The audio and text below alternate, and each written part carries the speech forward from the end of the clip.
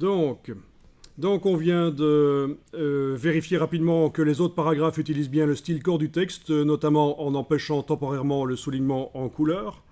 On a fait la même chose pour le texte qui est sur le fond gris. Alors, on va maintenant créer des titres de premier niveau.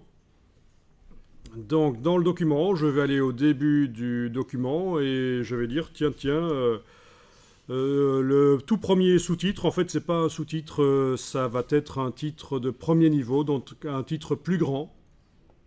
Donc, vous allez le sélectionner. Ah ben oui, il faudrait aussi, dans la palette des calques, travailler sur le bon calque.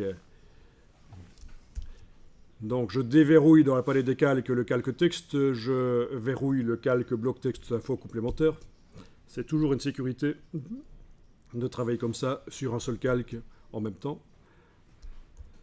Et je vais aller sélectionner la totalité de ce sous-titre, y compris la balise. C'est important parce que si on ne sélectionne pas la balise, elle va rester à cette dimension-là et elle va nous poser des problèmes. Il faut qu'elle subisse les mêmes transformations que le reste des caractères que je vais modifier. Donc je suis sur la première page et je vais faire un titre de premier niveau, donc un titre plus important, pas un sous-titre comme ça.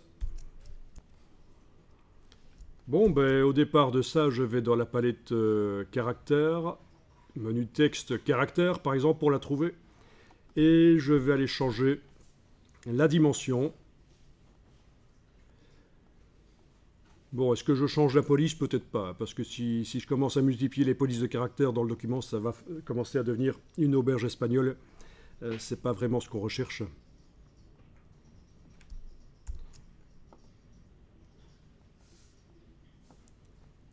Vous connaissez les auberges espagnoles? Le principe. Ok. Donc, il faut bien faire attention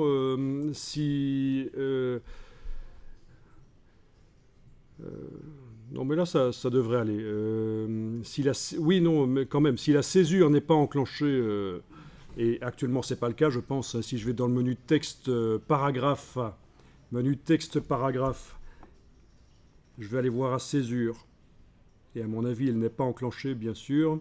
Non, il n'y a pas de coupure du mot possible. Et donc, si le mot le plus long du titre n'a pas assez de place pour se mettre sur la largeur de la colonne, ça va bugger. Toute la suite du texte va disparaître. La suite du texte va disparaître.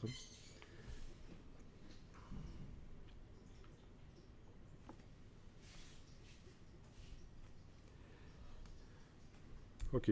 Donc, il faut faire gaffe à ça. Mais bon, ici, c'est pas le cas. Alors, il y a quand même une solution aussi, c'est qu'on peut faire en sorte que le titre s'étende sur 2 colonnes. Et ça va se passer dans la palette paragraphe. Donc, vous faites de toute façon apparaître la palette paragraphe, menu texte paragraphe. Et dans le menu de la palette paragraphe, vous allez jusque étendue de colonnes. Et là, vous allez pouvoir dire que ça va s'étendre sur plusieurs colonnes. Donc c'est le menu de la palette paragraphe, étendue de colonnes.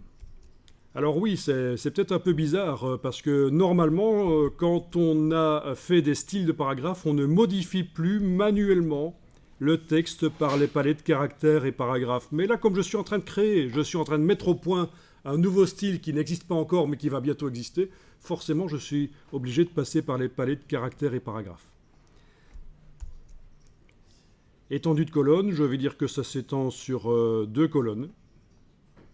J'enclenche la case aperçue s'il faut, et vous avez le titre qui s'étend sur 2 colonnes. Voilà. Donc ça, c'est à partir de CS6 que c'est possible. Avant CS6, je pense pas que ça existe. En tout cas, CS4, ça n'existe pas. CS5, je crois pas non plus. Il fallait procéder autrement pour arriver à faire ça avant. Donc voilà, l'option étendue de colonne.